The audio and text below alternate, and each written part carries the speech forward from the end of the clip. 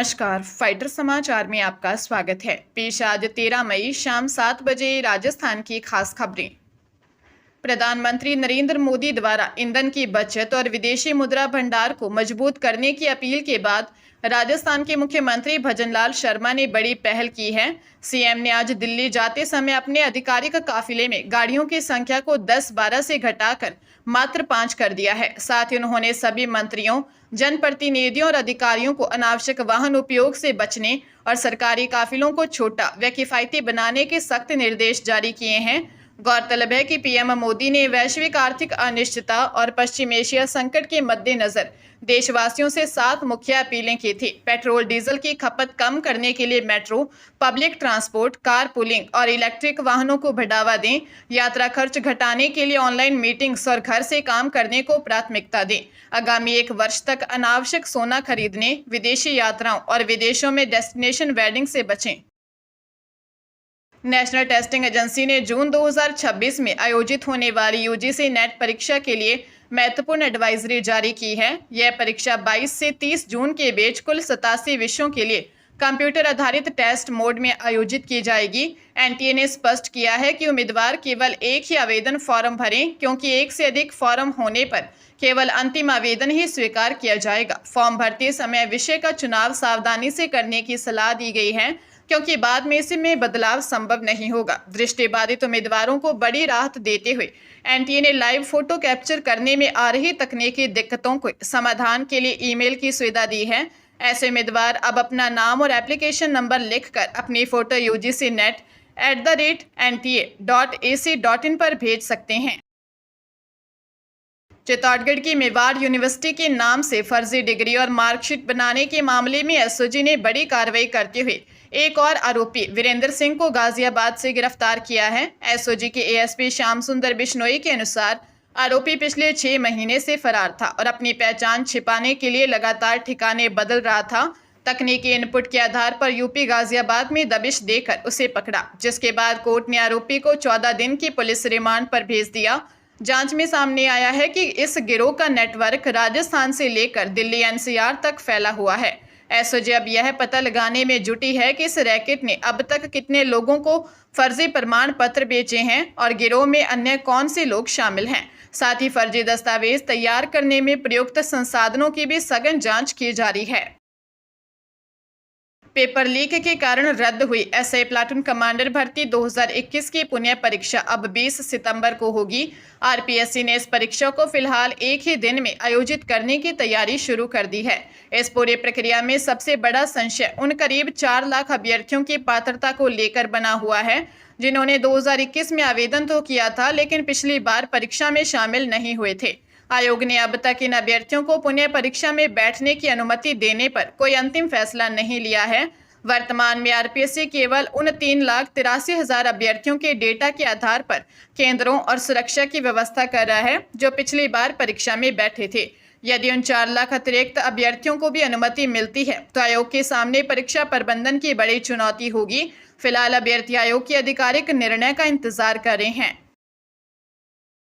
जोधपुर जिले की शास्त्री नगर थाना पुलिस ने साइबर ठगी के लिए म्यूल अकाउंट का इस्तेमाल करने वाले गिरोह का पर्दाफाश करते हुए आरोपी जिशान को नामजद किया है। भारतीय साइबर अपराध समन्वय केंद्र और आरबीआई की जांच में पाल रोड स्थित एक संदिग्ध बैंक खाते का खुलासा हुआ, जिसमें अगस्त 2025 से मई 2026 के बीच करीब 1,71,000 रुपये का अवैध लेन देन पाया गया। इस खाते का उपयोग महाराष्ट्र, गुजरात, पंजाब और तमिलनाडु के लोगों से ऑनलाइन ठगी करने के लिए किया जा रहा था। ठगों ने टेलीग्राम पर जॉब, मैट्रिमोनी साइट के जरिए ट्रेंडिंग और सोशल मीडिया पर पार्ट टाइम टास्क का झांसा देकर पीड़ितों से पैसे ऐसे खाते में ट्रांसफर करवाए थे। पुलिस ने आरोपी के खिलाफ धोखाधड़ी और आपराधिक षड्यंत्र की धाराओं में मामला दर्ज कर जांच शुरू कर दी है।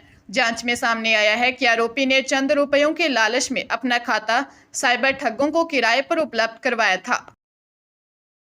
अजमेर के रेलवे लोको वर्कशॉप में कार्यरत महिला कर्मचारी बसंती देवी के साथ लोन दिलाने के नाम पर करीब 25 लाख रुपए की धोखाधड़ी का मामला सामने आया है। पीड़िता को पति की मौत के बाद अनुकंपा नियुक्ति मिली थी और इसी दौरान उनकी पहचान जयपुर निवासी एक सहकर्मी से हुई। आरोपी ने मकान गिरवी होने की मजबूरी का फायदा उठाकर पीड़िता को आसानी से लोन दिलाने का झांसा दिया। उसने अलग अलग बैंकों से महिला के नाम पर कुल 25 लाख रुपए का लोन पास करवाया और खाली चेकों पर हस्ताक्षर करवा लिए। पीड़िता का आरोप है कि आरोपी ने उसे केवल 8 लाख रुपए दिए और बाकी की बड़ी रकम खुद हड़प ली। बैंक दस्तावेजों की जांच में आरोपी के नाम से हुए संदिग्ध लेन देन का खुलासा हुआ है। पीड़िता ने एसपी से मिलकर आरोपी सहकर्मी के खिलाफ सख्त कानूनी कार्रवाई और न्याय की गुहार लगाई है।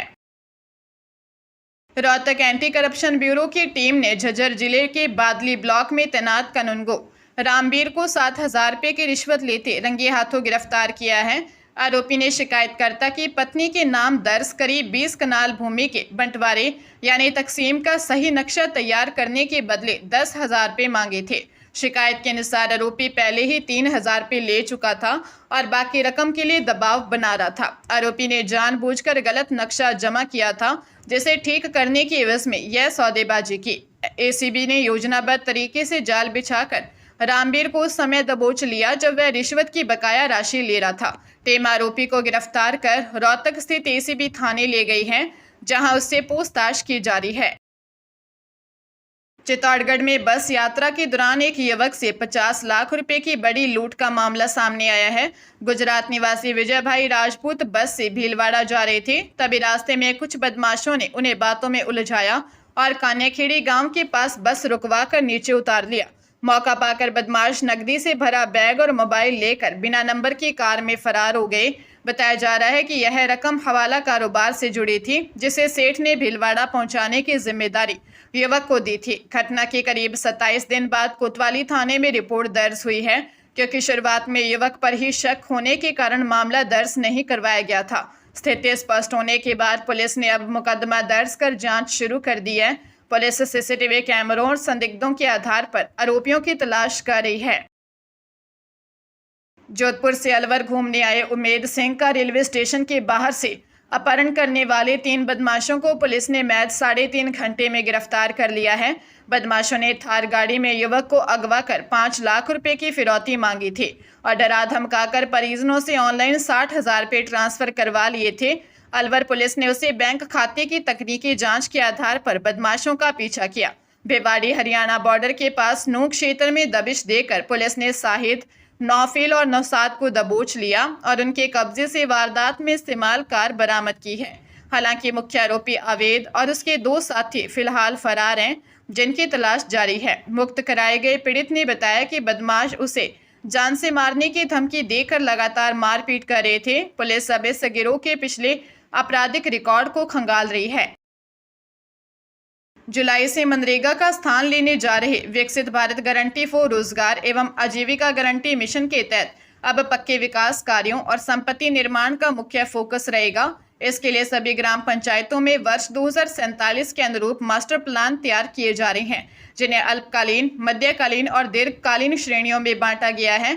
इस नई योजना में केवल मजदूरी ही नहीं बल्कि सड़कों, सोलर एनर्जी, कोल्ड स्टोरेज और कौशल विकास केंद्रों जैसे बुनियादी ढांचे का निर्माण होगा। ग्राम पंचायतों को स्वयं अपने विकास की दिशा निर्धारित करने का अधिकार दिया गया है।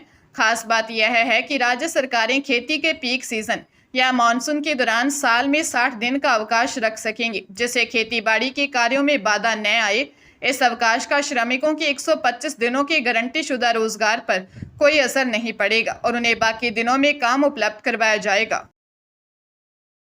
गुरुग्राम पुलिस ने मशहूर पंजाबी गायक दिलजीत दोसांझ के कॉन्सर्ट में नाम पर सैकड़ों लोगों से ठगी करने वाले मुख्य जालसाज प्रियांशु कुशवाहा को गिरफ्तार किया है। 22 वर्षीय आरोपी ने जोमेटो की फर्जी वेबसाइट और इंस्टाग्राम पेज बनाकर टिकटों की अवैध बिक्री की थी। प्रियांशु मूल रूप से उत्तराखंड का रहने वाला है और उसने गाजियाबाद से BCA की पढ़ाई की है। जांच में सामने आया कि महज 5,000 रुपये के लालच में उसने जोमेटो के नाम से मिलती जुलती वेबसाइट्स तैयार की थी। जोमेटो कंपनी की शिकायत पर साइबर थाना पुलिस ने यह कार्रवाई की है। मामले में नितिन और विष्णु नाम के 2 आरोपी पहले ही पकड़े जा चुके हैं। पुलिस ने प्रियांशु को गुरुग्राम से दबोचा और अब गिरोह द्वारा ठगी गई कुल राशि और अन्य पीड़ितों का पता लगाया जा रहा है।